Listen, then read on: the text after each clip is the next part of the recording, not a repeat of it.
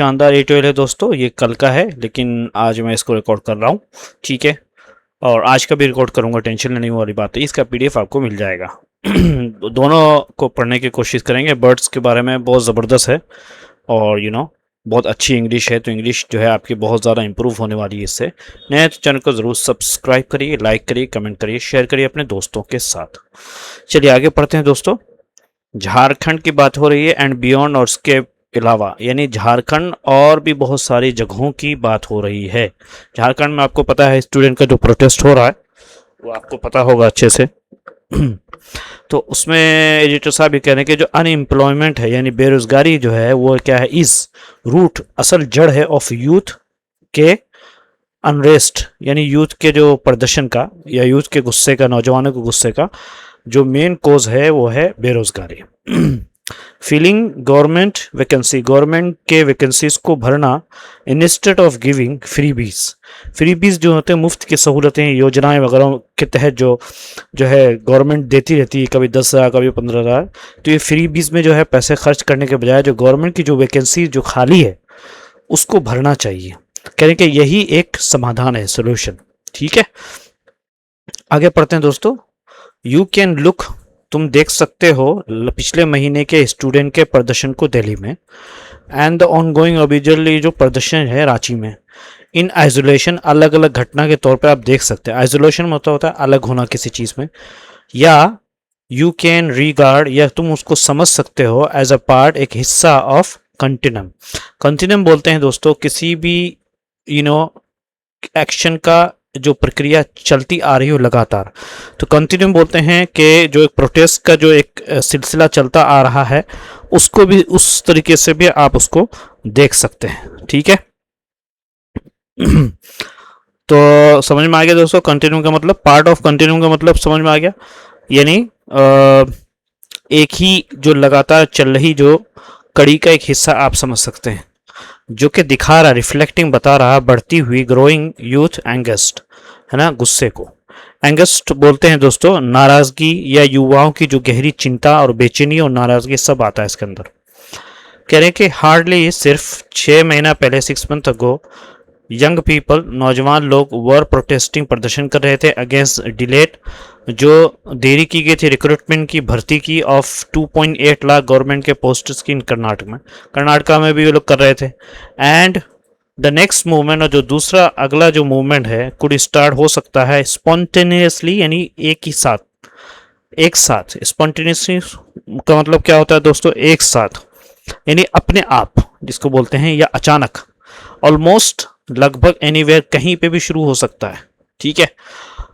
पहले तो जेन जी का चल रहा था, अब तो जेन अल्फा भी आ गए, आपको पता है। दैट इज क्योंकि बिकॉज ये स्थितियां हैं, कंडीशंस फॉर डिसकंटेंट, है ना, यानी परेशानी का, अमंग स्टूडेंट के दरमियान में जो परेशानियां हैं, या यूथ के दरमियान जनरली आमतौर पे प्रिवेल, वो छा रहा है अक्रॉस द कंट्री, पूरी कंट्री में है,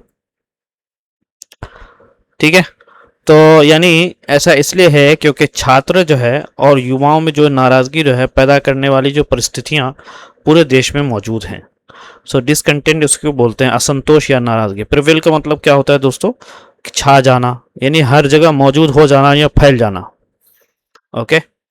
चलिए आगे करते हैं। करें कि जो द प्राइमरी है, जो मेन कारण है ऑफ दिस, बढ़ती हुई जो अनरेस्ट का है, यानी पढ़े लिखे लोगों की जो बढ़ती बेरोजगारी ही इस बढ़ते गुस्से का और अशांति का सबसे बड़ी वजह है। गुस्सा, प्रदर्शन या इज अनएम्प्लॉयमेंट, रोजगारी है अमंग द एजुकेटेड, पढ़े लिखे लोगों के दरमियान बेरोजगारी की वजह से, यानी डिग्रियां कर रखी है लेकिन जॉब नहीं मिली दोस्तों। कह रहे कि इंडिया के जो जेनजी है उसको जो आबादी है ऑफ 360 मिलियन है, वो इज द लार्जेस्ट, सबसे बड़ी आबादी है इन द वर्ल्ड, दुनिया के अंदर। इट हैज़ बीन, वो प्रोड्यूस, उत्पाद कर रहा है, यानी निकाल रहा है 5 मिलियन ग्रेजुएट्स अ ईयर, एक साल में 5 मिलियन जो है ना ग्रेजुएट निकलते हैं, यानी 50 लाख, ठीक है। एंड 40% ऑफ देम, 40 में से 8 जॉबलेस, उनको कोई रोजगार ही नहीं मिल रहा, एटलीस्ट कम से कम टिल द एज ऑफ 25 तक भी उनको रोजगार नहीं मिलता।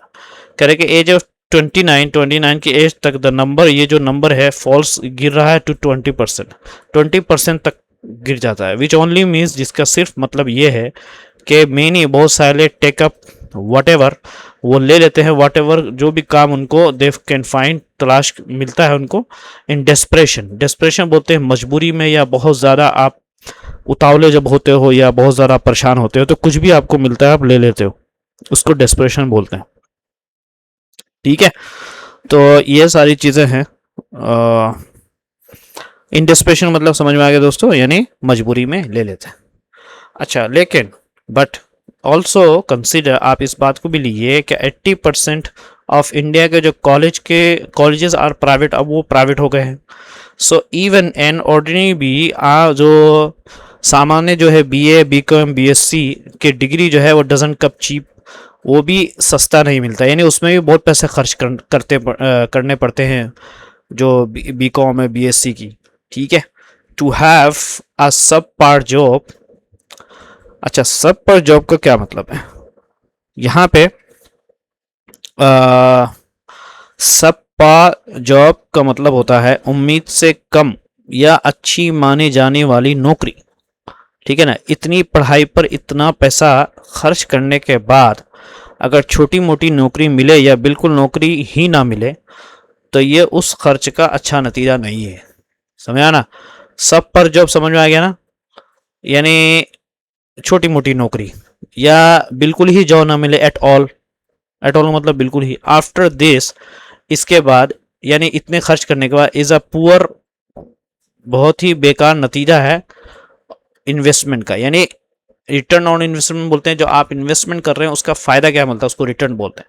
कह रहे कि ये बहुत ही बुरा परिणाम है, आपको इतना पैसा खर्च करके आप ये नौकरी कर रहे हो, ये मतलब पढ़ाई करते हो, और नतीजे के तौर पे आपको रोजगार जो है वो बहुत ही सस्ता वाला मिलता है। एवरीथिंग एल्स, इसके अलावा दोस्तों लीक्ड, ये जो लीक हो गया एंट्रेंस का जो एग्ज़ाम है, रिग्ड सिलेक्शन टेस्ट है ना, जो रिग्ड बोलते हैं दोस्तों, यानी धांधली या बेईमानी वाला जो बेईमानी वाली जो भर्ती परीक्षा है, ठीक है, उसको बोलते हैं रिगिड सिलेक्शन टेस्ट, यानी सिलेक्शन की जांच। और रिगिड बोलते हैं जो बेईमानी और ये सब जो चल रहा है, और डिलेड रिक्रूटमेंट, और देर से जो भर्ती होती है। Only stocks the anger, stocks मतलब होता है बढ़ा देता है, बढ़ावा देता है गुस्से को, है ना, यानी गुस्से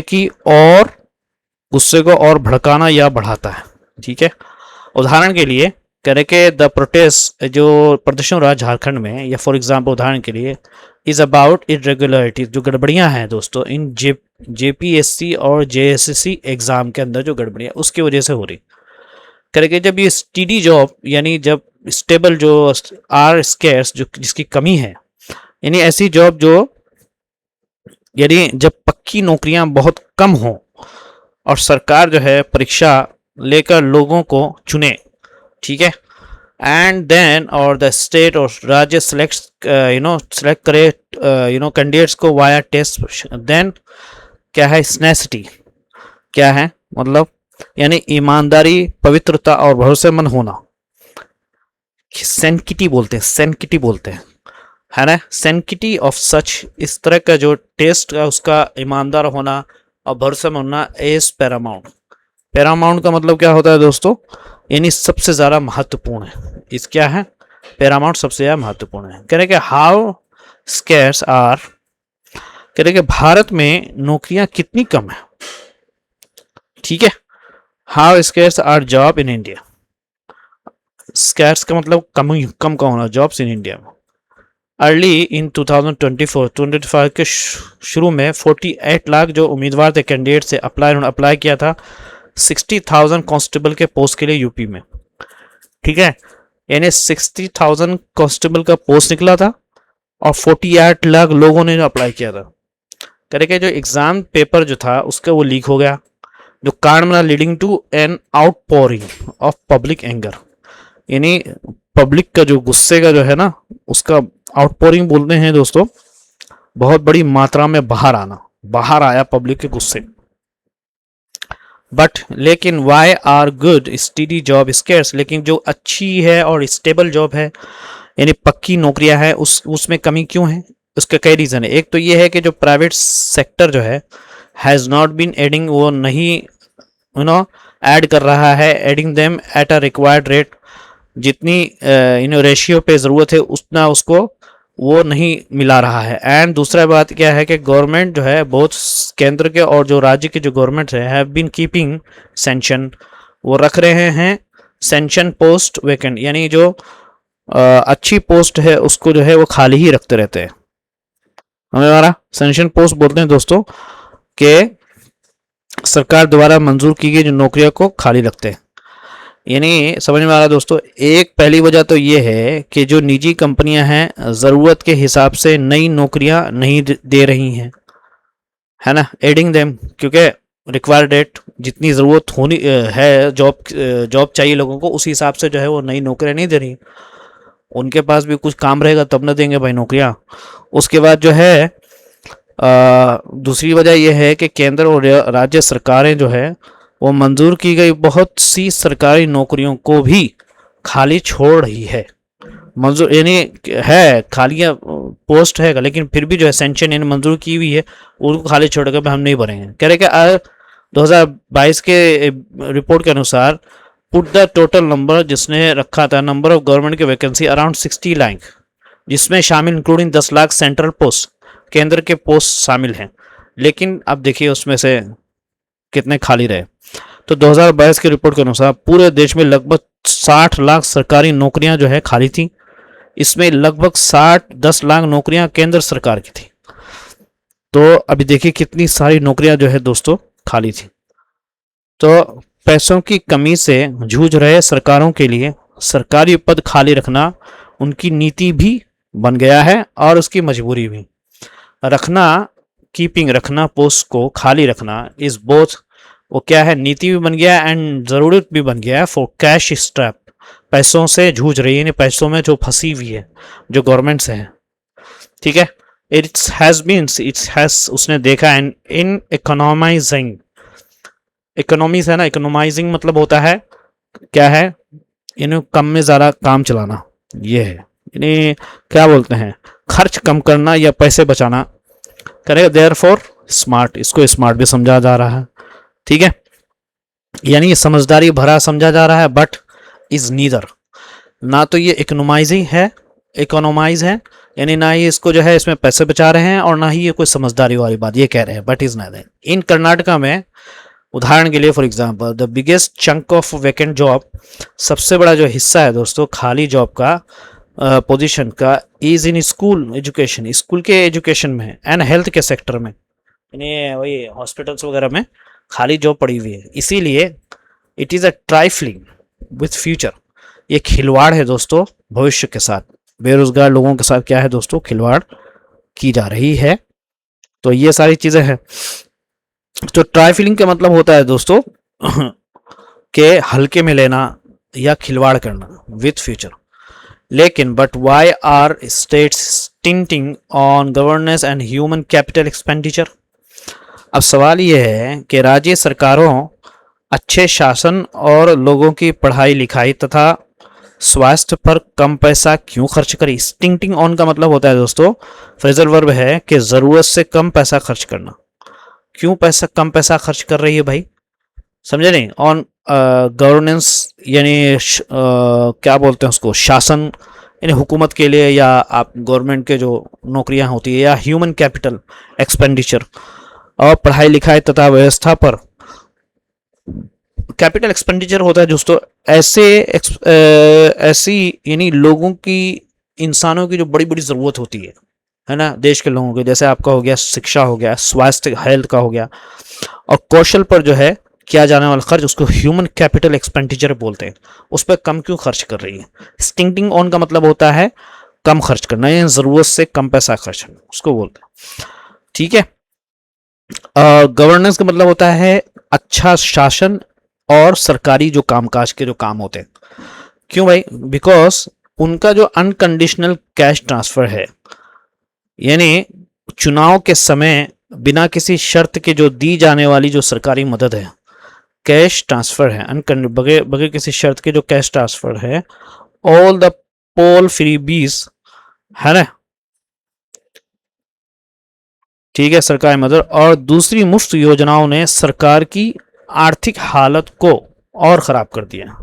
हैव वर्सन और ख़राब कर दिया है फाइनेंस आर्थिक हालात को। सो फार अब तक कंपेटिटिव पॉपुलिज्म, अब ये जो है दोस्तों अभी तक जो है एक दूसरे से ज़्यादा मुफ्त योजनाएं देने की जो राजनीति है नेताओं के लिए क्या है, राजनीति नेताओं के लिए काम करती रही है ना। पॉपुलिज्म बोलते हैं लोगों को लुभाने के लिए आप कुछ भी करते हो। कम्पिटिटिव मतलब मुकाबला वाला, यानी एक राज्य एक दूसरे का नेता जो है ना मुकाबला कर रहा है, हम इतनी फ्री चीज़ देंगे ये दे देंगे। तो कम्पिटिटिव पॉपुलिज्म जो है ना हैज़ वर्क, अभी तक उसने काम किया है पॉलिटिशियंस के लिए, लेकिन they will have to reconsider it now, लेकिन इसको दोबारा इनको देखना चाहिए, सोचना समझना चाहिए कि ये जो काम कर रहे हैं ना पॉपुलिज्म वाला, ये सही है कि गलत है, क्योंकि इससे काफ़ी नुकसान हो रहा है। इफ़ दे कीप, अगर वो स्प्लर्जिंग बोलते हैं दोस्तों सबसे पैसा खर्च करना, क्या है स्प्लर्जिंग ऑन का मतलब होता है दोस्तों फ्रेजल वर्ब है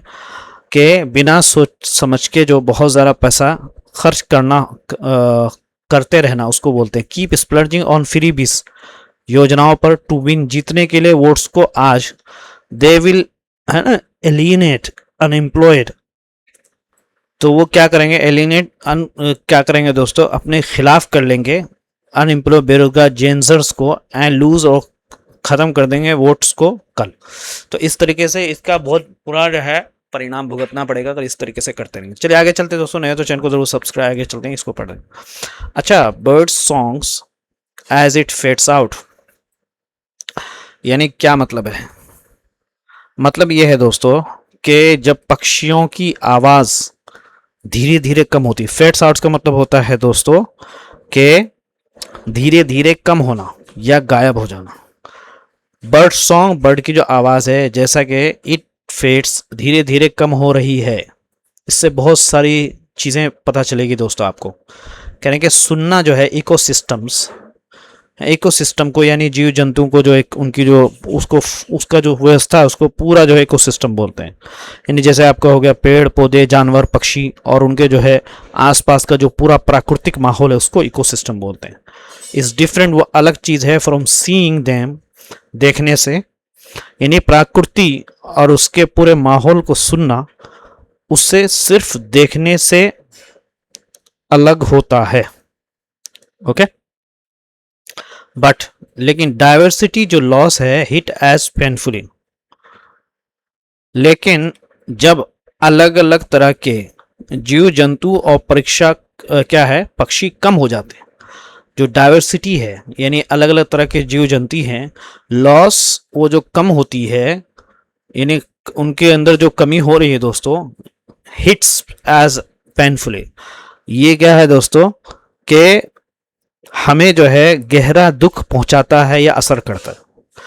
हिट्स बोलते हैं मारता है, यानी हमें दुख पहुंचाता है, एज पेनफुली दर्द के रूप में, यानी जो हम देख रहे हैं जीव जंतु आहिस्ता आहिस्ता गायब हो रहे हैं, समझे नहीं, या उनकी आवाज़ें कम हो रही है, तो ये हमें क्या है बहुत नुकसान पहुंचाती है। दोस्तों बर्ड्स के ऊपर एक बहुत ही पुरानी मशहूर किताब है, मैं बता देता हूँ, उसका नाम है दोस्तों हयातुल हैवान, the life of the animal. एक अरब स्कॉलर का लिखा हुआ है, आप पढ़ो उसको, आपको पता चलेगा, कुदरत का, उस खुदा की ताकत का अंदाज़ा होगा आपको। चलिए आगे चलते हैं दोस्तों। कहने के वेयर डिड, कहने के इंसानों की जो संगीत है कहाँ से मिला, वेयर डिड ह्यूमैनिटी, इंसानों को जो गेट म्यूजिक, उनको जो संगीत कहाँ से मिला, ये नया जो है अपनी तरफ से फेंक रहा है। लाइकली हो सकता है फ्रॉम नेचुरल साउंड्स, जो प्राकृतिक जो आवाज़ें हैं रिदम्स, वहाँ से उनको इंसानों को मिला, विच वर जो कि थे वंस एक मरतबा आवर ओनली एक्रोस्टिक इंस्पिरेशन। अब ये जो एक नया वर्ड है बार बार आएगा इस एडिटोरियल के अंदर, एक्रोस्टिक बोलते हैं दोस्तों, एक्रोस्टिक इंस्पिरेशन बोलते हैं सुनने से मिलने वाली प्रेरणा, जो प्रेरणा है एक्रोस्टिक सुनने से,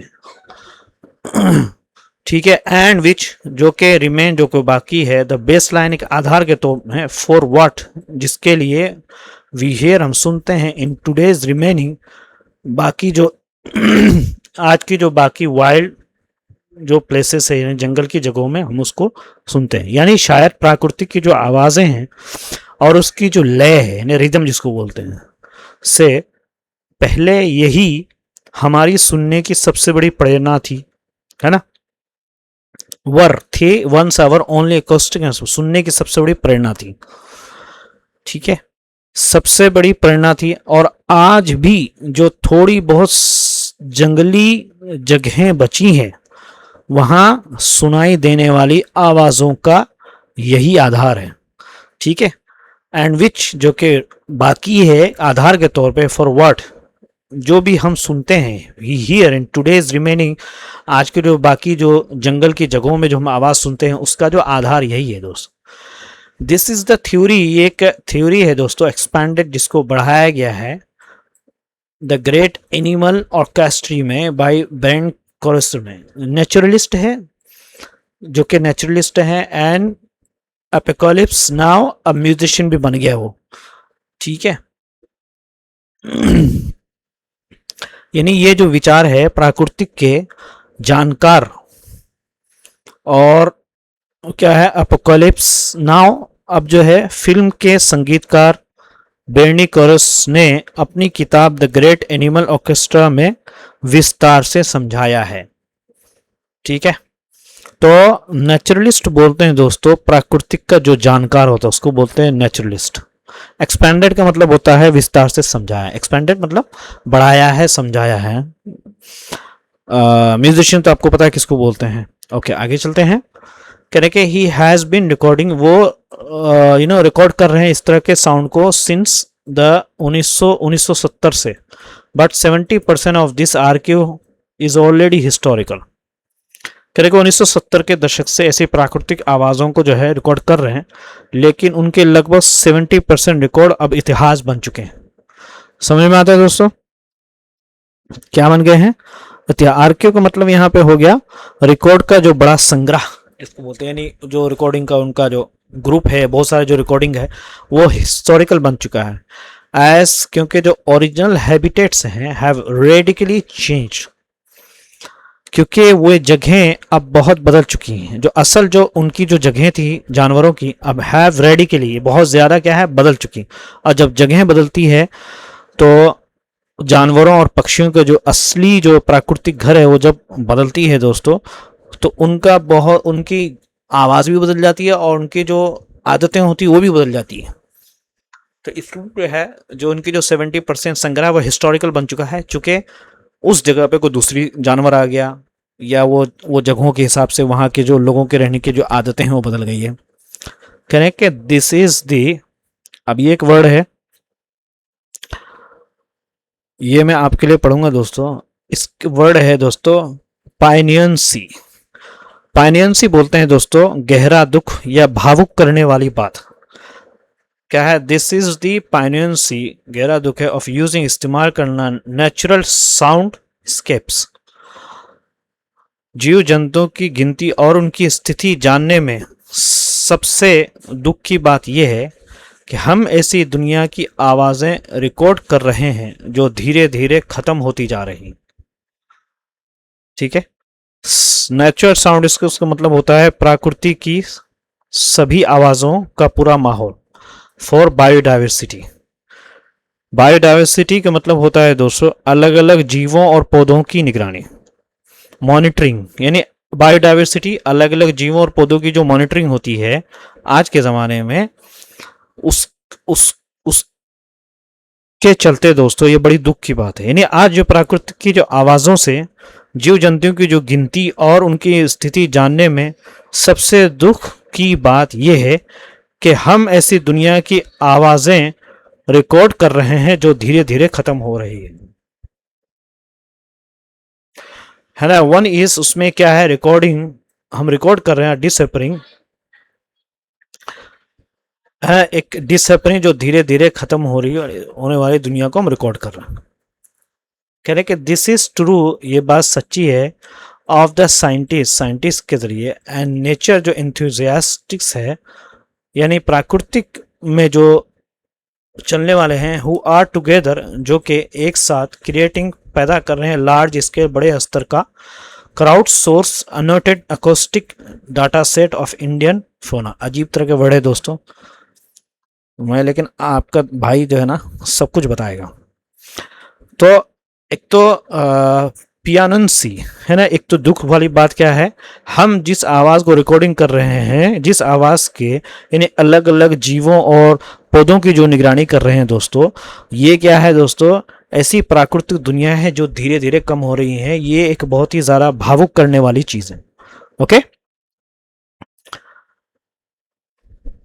अब देखिए हम दोस्तों, इस सेंटेंस को समझने के लिए दोस्तों मैं एक मर्दा इसका मतलब बता देता हूं। यानी यहां से दिस इज ट्रू टू, ये मतलब ये है कि ये बात उन वैज्ञानिकों और प्राकृतिक से प्यार करने वाले लोगों को पर भी लागू होती है जो मिलकर भारत के जानवरों और पक्षियों की आवाज़ों का बहुत बड़ा रिकॉर्ड तैयार कर रहे हैं। नेचुरल इंथुजियास्टिक बोलते हैं दोस्तों, इंथुजियास्टिक बोलते हैं प्राकृतिक से प्यार करने वाले लोग। लार्ज स्केल का मतलब होता है बहुत बड़ा। क्राउड सोर्स का मतलब होता है दोस्तों बहुत से लोगों की मदद से इकट्ठा किया गया। एनोटेटेड का मतलब होता है जानकारी के साथ समझाया हुआ। ठीक है। अकोस्टिक डाटा सेट का मतलब होता है आवाज़ों का रिकॉर्ड। और फोना का मतलब होता है दोस्तों जानवर, पक्षी और दूसरे जीव। इस पूरे का मतलब इंडियन फोना मतलब इंडिया के जानवर, पक्षी और दूसरे जीव। तो दिस इज ट्रू, ये बात सही है। ट्रू टू यानी ये लागू होती है दोस्तों। ठीक है, यह भी लागू होती है ऑफ द साइंटिस्ट, उन वैज्ञानिकों पर जो रिकॉर्ड कर रहे हैं, एंड नेचर एंथुसियास्ट और नेचर से प्यार करने वाले लोगों पर हुआ टुगेदर, एक साथ जो बना रहे हैं अलग बड़े स्तर का क्राउड सोर्स, यानी भीड़ इकट्ठा करके। एनोटेटेड उनको समझाया गया है, यानी क्राउड सोर्स का मतलब होता है दोस्तों कई लोग मिल करके एक साथ ये काम कर रहे हैं और समझाया हुआ है। अकोस्टिक है ना, Enos data set. Acoustic data set का मतलब ये होता है आवाज़ों का जो रिकॉर्ड है ऑफ इंडियन फोना, इंडिया के जंगलों का, यानी आवाज़ों का जो बहुत बड़ा रिकॉर्ड तैयार कर रहे हैं इंडिया के जंगलों का। फोना का मतलब क्या हो गया कि यानी आवाज़ों का रिकॉर्ड, या जिसको फोना का मतलब हो गया जानवर, पक्षी और दूसरे जीव। तो उन पर भी ये लागू होता है कि वो भी इस चीज़ पर ध्यान दें। ओके, आगे चलते हैं। On top of the catalogues of our forest, जंगल के, हमारे जंगल के कैटलॉग में से एक ऊपर, यानी जंगलों, बाघों और पक्षियों की सूची बनाने के साथ साथ वे ये भी रिकॉर्ड कर रहे हैं कि इन सब की आवाज़ कैसी होती है। Of our forest, tigers, birds, they are building a digital memory of what all this sounds like, जो इन सब की आवाज़ कैसी दिखती है ये पर भी बात कर रहे हैं। यानी जंगलों, बाघों और पक्षियों की सूची बनाने के साथ साथ ये वो भी रिकॉर्ड कर रहे हैं कि इन सब की आवाज़ कैसी होती है, यानी वे भविष्य के लिए आवाज़ों की डिजिटल याद बना रहे हैं दोस्त। ठीक है। देखिए, in a preprint paper about the vocalization of 518 species across 25 states and union territories। अच्छा, अब देखिए आप पढ़ते हैं दोस्तों, बहुत ही हार्ड है, समझ में आना। 25 राज्यों और केंद्र शासित प्रदेशों में पाए जाने वाले 518 तरह के जीवों और पक्षियों की आवाज़ों पर लिखे गए शुरुआती शोध पत्र में लेखकों ने माना है कि इस रिकॉर्ड में ज़्यादातर जानकारी पक्षियों की है। ठीक है। देख रहे in the pre print paper का मतलब क्या हो गया। प्री प्रिंट पेपर का मतलब होता है ऐसा शोध पत्र जो अभी अंतिम रूप से प्रकाशित नहीं हुआ है, यानी अभी प्रिंट नहीं हुआ है। पेपर जो है अबाउट द वोकलाइजेशन, उन आवाज़ों का, ऑफ द 500 स्पीशीज, पूरे 25 राज्यों में एंड यूनियन टेरिटरीज में। कह रहे कि द ऑथर्स, जो इनके लिखने वाले हैं, इस बात को मान रहे हैं कि एविफोना, एविफोना बोलते हैं दोस्तों पक्षियों की सभी प्रजातियों। बायस मतलब होता है कि मतलब एक तरफ ज्यादा ध्यान देना, कि ये बायस इन डाटा से क्या है, डाटा सेट, यानी शोध पत्र में लेखकों ने माना है कि वे इस रिकॉर्ड में ज्यादातर जानकारी पक्षियों की है। बायस मतलब है ज्यादातर या एक तरफ इन डाटा सेट, तो पक्षियों के बारे में जानकारी है। इन फ्यूचर इटरेशंस, अच्छा ये क्या चीज है भाई, कि आने वाले समय में, ठीक है, इन फ्यूचर इटरेशंस का मतलब होता है आने वाले नए संस्करण में, यानी आने वाले समय में वे और भी ज़्यादा तरह की प्राकृतिक आवाज़ों को जोड़ना चाहते हैं। फ्यूचर दे होप, दे करते हैं टू कवर, जोड़ना है wider acoustic diversity.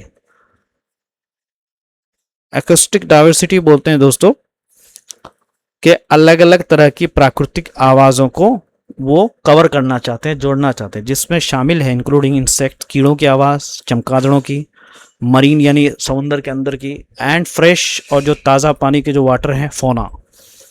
Fresh water फोना का क्या मतलब हो गया कि मीठे पानी के जीव जो हैं, मीठे पानी के जो जीव हैं उनकी भी आवाज़ को रिकॉर्ड करना चाहेंगे।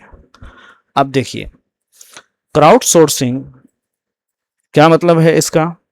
इस काम के लिए जो है बहुत से लोगों की जो मदद लेना बहुत ज़रूरी है। क्राउड सोर्सिंग, भीड़ से सोर्स लेना इस क्रूशियल, बहुत ही इंपॉर्टेंट है टू दिस टास्क, इस काम के लिए। Going beyond proofs, carrying expensive equipment.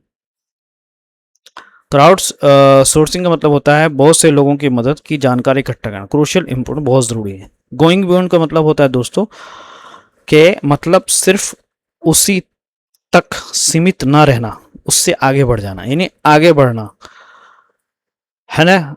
जो प्रोफेसर से हैं जो उठा रहे हैं बहुत महंगे महंगे इक्विपमेंट लेकर के, आपने देखा होगा डिस्कवरी चैनल्स पे, तो इससे ज़्यादा जो है ना इम्पोर्टेंट है, ये बहुत ही क्रूशियल टास्क, यानी इस काम के लिए बहुत से लोगों की जो मदद लेना बहुत ज़रूरी है। क्राउड सोर्सिंग इज क्रूशियल, बहुत ज़्यादा इम्पोर्टेंट। बट लेकिन इवन विथ बर्ड्स अलोन, यहाँ तक कि अगर हम बात करें केवल पक्षियों की आवाज़ों का रिकॉर्ड सही तरीके से अलग अलग करना भी आसान नहीं है ना। बर्ड्स, सिर्फ पक्षियों की आवाज़ को करना मेनी चैलेंज, बहुत सारी चुनौतियां हैं for sorting the data have to be overcome। ठीक है, sorting का मतलब होता है रिकॉर्ड को सही तरह से अलग अलग करना, है ना, हल करना, द डाटा को have to be overcome, उसको काबू करना है, यानी मतलब मुश्किलों को पार करना है या हल निकालना। यानी क्या मतलब है कि केवल पक्षियों की आवाज़ों का रिकॉर्ड सही तरीके से अलग अलग करना भी आसान नहीं है, इसके लिए कई मुश्किलों को पार करना पड़ता है, ओवरकम, है ना। फॉर सोर्टिंग का मतलब होता है यानी डाटा को जमा करना, हैव टू बी ओवरकम, उसको पार करना है, उसकी जो मुश्किलें हैं दोस्तों, चैलेंजेस हैं डाटा को जमा करना, वो भी आसान नहीं है। सॉर्टिंग द डाटा का मतलब समझ में आ गया, यानी रिकॉर्ड को सही तरीके से अलग अलग करना। हैव टू बी ओवरकम का मतलब होता है, ये एक फ्रेजल वर्ड है, मतलब ये है कि बहुत मुश्किलों को पार करना या हल करने का काम है। फॉर एग्जाम्पल, उदाहरण के लिए, सेवरल स्पीशीज, बहुत ज़्यादा स्पीशीज हैं, आर लेस वोकल, वो कम बोलने वाले हैं, आउटसाइड द ब्रीडिंग सीजन, जब उनकी ब्रीडिंग का वक्त आता है। ब्रीडिंग पता है ना आपको बस देख लेना गूगल में क्या चीज़ होता है ब्रीडिंग के। लेस वोकल कि वो जब ब्रीडिंग सीजन के अलावा में वो कम बोलते हैं, ज़्यादा नहीं बोलते हैं। सो द टाइमिंग भी है ऑफ रिकॉर्डिंग का नीड्स टू बी स्टैंडर्डाइज्ड, उसको भी स्टैंडर्डाइज करना ज़रूरी है। यानी स्टैंडर्डाइज मतलब होता है एक जैसा तय करना, उसकी टाइमिंग को ज़रूरी है। कहने के व्हाट इज़ द की, वहाँ पे महत्वपूर्ण क्या है, इज़ दैट के अकोस्टिक इंडिसेस, यानी सबसे ज़रूरी बात यह है कि आवाज़ों को मापने वाले जो तरीके हैं वो सच में बता सकते हैं कि किसी जगह पर कितनी तरह के पक्षी हैं। Disease can such Indeed predict, भविष्यवाणी कर सकते हैं, एवेन डाइवर्सिटी। ठीक है, देखिए एवियन डाइवर्सिटी का मतलब ये होता है पक्षियों की अलग अलग प्रजातियों की संख्या, यानी पक्षियों के अलग अलग जो प्रजातियों की संख्या है उसके बारे में भविष्य करना भी क्या है, वो इंडिसीज का मतलब समझ में आ गया दोस्तों। इन एकोस्टिक इंडिसीज का मतलब क्या हो गया, आवाज़ों को मापने वाले वैज्ञानिक तरीके। यानी सबसे ज़रूरी बात यह है कि आवाज़ों को मापने वाले तरीके सच में बता सकते हैं कि किसी जगह पर कितनी तरह के पक्षी हैं। ओके, अकोस्टिक इंडिसीज आवाज़ों को मापने वाले तरीके हैं, कैन इंडीड प्रिडिक्ट, भविष्यवाणी कर से या बता सकते हैं, एवियन डाइवर्सिटी, यानी पक्षियों की अलग अलग प्रजातियों की संख्या के बारे में। करेंगे दिस इज हाउ, ये एक ऐसी चीज़ है कि एक वेस्टर्न घाट्स स्टडी, ठीक है, यानी उदाहरण के लिए पश्चिमी घाट की एक पढ़ाई में क्या है, पता चला है कि चाय के बागानों में अलग अलग तरह के पक्षी और दूसरे जीव कम है। फॉर एग्जाम्पल के लिए हैज़ फाउंड के स्पीशीज जो है रिचनेस उसकी जो ज़्यादा होना इज लोअर, वो क्या है, कम है इन टी प्लांटेशन, चाय के बागानों में, then among shade grown crops. क्या है शेड ग्रोन क्रॉप्स? बोलते हैं कि पेड़ों के जो छांव में उगने वाली उगाए गए जो फसलें हैं उसमें जो है स्पीशीज ज़्यादा होते हैं, लेकिन जो खाली जगहों में है वो जहाँ टी प्लांटेशन होता है वहाँ पे नहीं होता है। तो ये चीज़ पता चली है। आखिरकार finally what we casually call bird song, आखिर में जिसे हम आम तौर पर पक्षियों का गाना कहते हैं, casual call bird song is not one thing, ये कोई चीज़ एक अलग चीज़ है। आखिर में जिसे हम आम तौर पर पक्षियों का गाना कहते हैं वो सिर्फ एक तरह की आवाज़ नहीं होती है। देर आर अलार्म्स, वहाँ पे अलार्म कॉल्स भी होते हैं, है ना। पक्षियों का जो एक तरह की आवाज़ें नहीं होती हैं, उनमें जो है खतरे की चेतावनी देने वाली आवाज़ें होती हैं। कॉन्टैक्ट कॉल्स होते हैं उसके अंदर, यानी एक दूसरे के संपर्क करने वाली जो आवाज़ें भी होती हैं। बेगिंग कॉल्स भी होते हैं, यानी खाना मांगने वाली भी आवाज़ें होती हैं। टेरिटोरियल सॉन्ग्स भी होते हैं, अपने इलाके की जो है रक्षा, है ना, बताने वाले गीत, और साथी को आकर्षित करने वाले गीत भी शामिल होते हैं। ठीक है, कोर्टशिप सॉन्ग्स भी होते हैं, यानी साथी को जो उनको आकर्षित करने वाले गीत भी गाते होते हैं। दोस्तों, कौन कहता है कि देयर इज नो गॉड, है ना। ये सब क्या बोले, साइंस है। कह रहे नॉट ऑल बर्ड्स, सारे के सारे जो वो जो हैं, यानी जो परिंदे हैं वो गाते भी नहीं। स्ट्रोक्स की बात करें तो वो क्लैप देयर बिल्स, यानी सारस जो है अपनी चोंच बजाते हैं। स्ट्रोक्स सारस क्लैप बजाते हैं देयर बिल्स, अपनी चोंच। वुड पेकर्स, यानी जो कट फोड़वा है, पेड़ों पर चोंच मारकर ढोल जैसी आवाज निकालता है। ड्रम ऑन ट्रीज निकालता है। सम बर्ड्स, कुछ जो परिंदे हैं, यूज विंग बीट्स, है ना। कुछ परिंदे जो है, कुछ पक्षी अपने पंख जो है फड़फड़ाकर आवाज निकालते हैं, विंग बीट्स। ऑल दिस, ये सब के सब जो बिहेवियर पैटर्न है, passes on through both biology and culture. ये सब के जो आदतें हैं दोस्तों, एक पीढ़ी से दूसरे पीढ़ी तक शरीर की बनावट और सीखने की परंपरा दोनों के जरिए आगे बढ़ती है। समझ में आता है? तो ऑल दिस बिहेवियर पासेज आगे बढ़ती है ऑन थ्रू बोथ बायोलॉजी और कल्चर, यानी शरीर की बनावट से भी और सीखने की जो परंपरा है, यानी सांस्कृतिक है, उससे भी आगे बढ़ती है। व्हेन, जब ह्यूमन जो है, पासेज उनका मतलब समझ में आ गया, ये मतलब एक पीढ़ी से दूसरे पीढ़ी तक पहुंचना। बायोलॉजी का मतलब यहाँ पे शरीर और जन्म से मिलने वाली जो विशेषताएं हैं, और कल्चर का मतलब यहाँ पे क्या है, सीखने और अपनाने की जो परंपरा या व्यवहार है। ये मतलब कहने के जब इंसान पक्षियों के रहने की जगह बदलते हैं, when human changes bird habitat, birds के रहने की, दे चेंज बर्ड्स कल्चर। वो क्या करते हैं, उनकी आदतों और उनके रहने जीने के तरीकों को भी बदल देते हैं। हैबिटेट्स का मतलब होता है दोस्तों रहने की प्राकृतिक जगह। नया तो चैनल को जरूर सब्सक्राइब करें। दूसरा वाला डिटेल में आज ही रिकॉर्डिंग करूंगा आपके लिए। ठीक है, टेक केयर।